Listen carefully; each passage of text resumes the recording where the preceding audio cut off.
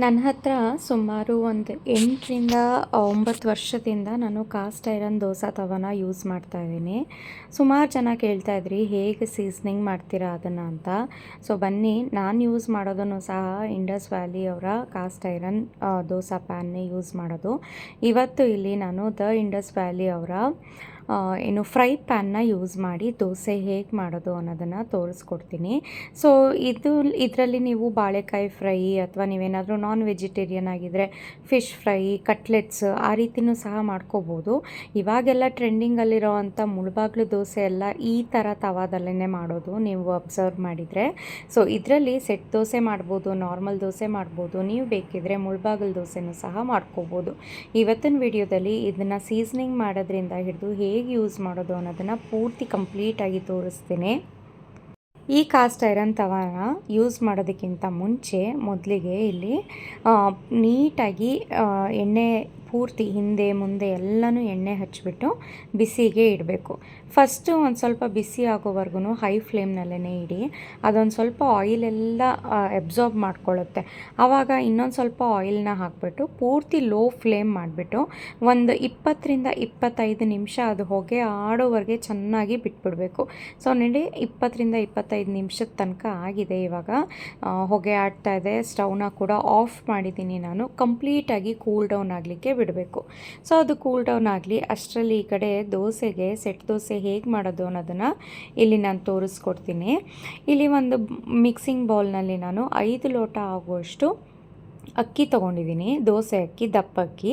5 ಲೋಟ ಅಕ್ಕಿಗೆ 1 ಲೋಟ ಆಗುವಷ್ಟು ಉದ್ದಿನ ಬೇಳೆ ತೊಗೋಬೇಕು ಮತ್ತು 1 ಚಮಚ ಆಗುವಷ್ಟು ಕಾಳು ಮೆಂತ್ಯ. ಇಷ್ಟೇ. ಅನ್ನ ಬೇಕಿದ್ದರೆ ಹಾಕೋಬೋದು. ನಾನು ಸುಮಾರು ಸಲ ಅನ್ನನೇ ಹಾಕ್ಬಿಡ್ತೀನಿ. ಸೊ ಅನ್ನ ಬೇಡ ಅಂತ ಅಂದರೆ ಇಲ್ಲಿ ಅವಲಕ್ಕಿನ ಯೂಸ್ ಮಾಡ್ಕೊಳ್ಳಿ. ಈ ಇಷ್ಟು ಪದಾರ್ಥನ ಇವಾಗ ನೀಟಾಗಿ ವಾಶ್ ಮಾಡಿ ಒಂದು 3ರಿಂದ 4 ಸಲ ನೀಟಾಗಿ ತೊಳೆದಿದ ನಂತರ ಇದಕ್ಕೆ ನೀರನ್ನು ಹಾಕಿ ಕಂಪ್ಲೀಟಾಗಿ 4 to 5 hours ನೆನೆಯಲಿಕ್ಕೆ ಬಿಡಬೇಕು. ಇವಾಗಲೇ ನಾನು ಯಾವ ಲೋಟದಲ್ಲಿ ಅಕ್ಕಿ ಮತ್ತು ಬೇಳೆ ಹಾಕಿದ್ನೋ ಅದೇ ಲೋಟದಲ್ಲಿ 1 ಲೋಟ ಅವಲಕ್ಕಿನ ಸಪ್ರೇಟಾಗಿ ಇನ್ನೊಂದು ಬೇರೆ ಪಾತ್ರೆಗೆ ಹಾಕಿ ನೆನೆಸಿಡ್ತಾ ಇದ್ದೀನಿ. ಅವಲಕ್ಕಿನೂ ಅಷ್ಟೇ ಸ್ವಲ್ಪ ವಾಶ್ ಮಾಡಿಬಿಟ್ಟು ನೀಟಾಗಿ ನೆನೆಸಿಡಿ. ರುಬ್ಬೋದಕ್ಕೆ ಒಂದು ಅರ್ಧ ಗಂಟೆ ಇದೆ ಅನ್ನೋ ಹಾಗೆ ಅವಲಕ್ಕಿನ ನೀವು ನೆನೆಸಿದ್ರೆ ಸಾಕು. ಆದರೆ ನಾನು ಸಾಮಾನ್ಯ ನೆನೆಸೋದು ಮರ್ತೇ ಹೋಗ್ತೀನಿ. ಹಾಗಾಗಿ ಅಕ್ಕಿ ಮತ್ತು ಬೇಳೆ ಜೊತೆಗೇ ಅವಲಕ್ಕಿನ ಸಪ್ರೇಟಾಗಿ ನೆನೆಸಿಟ್ಕೊಬಿಡ್ತೀನಿ. ಜಾಸ್ತಿ ಹೊತ್ತು ನೆನೆಸಿದ್ರೂ ಸಹ ಏನು ತೊಂದರೆ ಅಂತ ಏನಾಗಲ್ಲ. ಸೊ ಇವಾಗ 5ರಿಂದ 6 ಗಂಟೆಗಳ ಕಾಲ ನೆಂದಿರೋ ಅಂಥ ಅಕ್ಕಿ ಮತ್ತು ಬೇಳೆ ಮಿಶ್ರಣನ ನೀಟಾಗಿ ನುಣ್ಣದಾಗಿ ರುಬ್ಬಿರಬೇಕು. ಮಾತ್ರ ಸ್ವಲ್ಪನೂ ಸಹ ತರಿ ಇರಬಾರ್ದು. ಈ ರೀತಿ ನುಣ್ಣದಾಗಿ ರುಬ್ಬಿ ಒಂದು ಪಾತ್ರೆಗೆ ಸೇರಿಸ್ಕೊತಾ ಇದ್ದೀನಿ. ಇದೇ ರೀತಿ ಸೆಕೆಂಡ್ ಬ್ಯಾಚ್ನಲ್ಲೂ ಸಹ ಅಕ್ಕಿ ಮತ್ತು ಬೇಳೆ, ಮೆಂತ್ಯ ಎಲ್ಲ ಹಾಕಿದ್ನಲ್ಲ ಅದನ್ನು ರುಬ್ಬಿ ಅದೇ ಪಾತ್ರೆಗೆ ಸೇರಿಸ್ಕೊತಾ ಇದ್ದೀನಿ. ಕೊನೆಯಲ್ಲಿ ನಾವು ಅವಲಕ್ಕಿ ಏನು ನೆನೆಸಿದ್ನಲ್ಲ ಅದನ್ನು ಸೇರಿಸಿ ರುಬ್ಬಿಟ್ಟು ಅದನ್ನು ಅಷ್ಟೇ ನುಣ್ಣದಾಗಿ ರುಬ್ಕೊಬೇಕು. ಅವಲಕ್ಕಿ ಬದಲಾಗಿ ಕಡಲೆಪುರಿ ಹಾಕ್ಕೋಬೋದು. ಪೇಪರ್ ಅವಲಕ್ಕಿ ಇದ್ದರೆ ಪೇಪರ್ ಅವಲಕ್ಕಿನೂ ಸಹ ಹಾಕ್ಕೋಬೋದು. ಇಲ್ಲ ಉಳಿದಿರೋ ಅಂಥ ಅನ್ನ ಇದ್ದರೆ 1 ಲೋಟ ಆಗೋಷ್ಟು ಅನ್ನನೂ ಸಹ ಹಾಕ್ಕೊಂಡು ನೀವು ರುಬ್ಬಿ ಆ ಮಿಶ್ರಣನ ಈ ಹಿಟ್ಟಿನೊಟ್ಟಿಗೆ ಸೇರಿಸ್ಕೋಬೋದು. ನಾನಿಲ್ಲಿ ಇವತ್ತು ಅವಲಕ್ಕಿ ಸೇರಿಸ್ತಾ ಇದ್ದೀನಿ. ಕಾರಣ ಸುಮಾರು ಜನ ನಾವು ಅನ್ನನ ರುಬ್ಬಲ್ಲ ಅಂತೆಲ್ಲ ಹೇಳ್ತಾರೆ. ಹಾಗಾಗಿ ನಾನಿವತ್ತು ಅವಲಕ್ಕಿನ ಯೂಸ್ ಮಾಡಿ ದೋಸೆನ ಮಾಡಿದ್ದೀನಿ. ಸೊ ಇಲ್ಲಿ ನೀಟಾಗಿ ಮಿಕ್ಸ್ ಮಾಡಿಬಿಟ್ಟು ಇಡ್ತಾ ಇದ್ದೀನಿ. ಹಿಂದಿನ ದಿನ ಬೇಕಿದ್ರೇ ನೀವು ಉಪ್ಪು ಸೇರಿಸ್ಬೋದು. ಈಗ ಸ್ವಲ್ಪ ಸೆಕೆ ಅಲ್ವಾ, ಉಪ್ಪು ಹಾಕ್ಬಿಟ್ರೆ ತುಂಬ ಹುಳಿ ಬಂದುಬಿಡುತ್ತೆ ಹಿಟ್ಟು ಅಂತ ಅಂದ್ಬಿಟ್ಟು ನಾನಿಲ್ಲಿ ಉಪ್ಪು ಹಾಕಿಲ್ಲ. ಬೆಳಗ್ಗೆ ಎದ್ದು ಚೆನ್ನಾಗಿ ಫರ್ಮೆಂಟ್ ಆದ ನಂತರ ಉಪ್ಪು ಹಾಕ್ತಾಯಿದ್ದೀನಿ. ಇವಾಗ 10ರಿಂದ 12 ಗಂಟೆಗಳ ಕಾಲ ನಾನು ಚೆನ್ನಾಗಿ ಫರ್ಮೆಂಟ್ ಆಗಲಿಕ್ಕೆ ಬಿಟ್ಟಿದ್ದೆ. ದೋಸೆ ಹಿಟ್ಟನ್ನು ನೀವು ನೋಡ್ಬೋದು, ಇಲ್ಲಿ ಚೆನ್ನಾಗಿ ಉಬ್ಬಿ ಬಂದಿದೆ. ನಾವು ನುಣ್ಣದಾಗಿ ರುಬ್ಬಿದ್ವಲ್ಲ, ಸೂಪರಾಗಿದೆ. ನಾನಿಲ್ಲಿ ಸೆಟ್ ದೋಸೆ ಮಾಡ್ತಾ ಇರೋದು, ಹಾಗಾಗಿ ಸ್ವಲ್ಪ ಹಿಟ್ಟು ತೆಳುವಾಗೇ ರುಬ್ಕೊಂಡಿದ್ದೀನಿ. ಸಾಮಾನ್ಯ ಸೆಟ್ ದೋಸೆಗೆ ಸ್ವಲ್ಪ ತೆಳುವಾಗಿದ್ರೇ ಚೆಂದ, ಯಾಕೆಂದರೆ ಹರಡ್ಕೊಳ್ಳುತ್ತೆ ಈಸಿಯಾಗಿ. ನೀವು ನಾರ್ಮಲ್ ದೋಸೆ ಕ್ರಿಸ್ಪಿ ಆಗಿರೋವಂಥ ದೋಸೆ ಮಾಡ್ತಾಯಿದ್ದೀರಾ ಅಂದರೆ ಸ್ವಲ್ಪ ಗಟ್ಟಿಯಾಗೇ ಇಟ್ಕೊಳ್ಳಿ. ಇವಾಗ ಇದಕ್ಕೆ ರುಚಿಗೆ ತಕ್ಕಷ್ಟು ಉಪ್ಪು ಮತ್ತು 1 ಸ್ಪೂನ್ ಆಗೋಷ್ಟು ಸಕ್ಕರೆನ ಹಾಕಿ ನೀಟಾಗಿ ಮಿಕ್ಸ್ ಮಾಡ್ತಾಯಿದ್ದೀನಿ. ಸಕ್ಕರೆ ಏನಕ್ಕೆ ಹಾಕೋದು ಅಂತ ಅಂದರೆ ಅದೊಂದು ಸ್ವಲ್ಪ ಚೆನ್ನಾಗಿ ಕಲರ್ ಬರಲಿ ದೋಸೆ ಅನ್ನೋ ಕಾರಣಕ್ಕೆ ಸಕ್ಕರೆನ ಸೇರಿಸ್ತೀವಿ. ಇಲ್ಲಾಂದರೆ ನಾವು ಸಕ್ಕರೆನೇ ತಿನ್ನಲ್ಲ, 1 ಸ್ಪೂನ್ ಸಹ ಸಕ್ಕರೆ ತಿನ್ನಲ್ಲ ಅಂತ ಅಂದವರು ಅದನ್ನು ಸ್ಕಿಪ್ ಮಾಡ್ಕೋಬೋದು.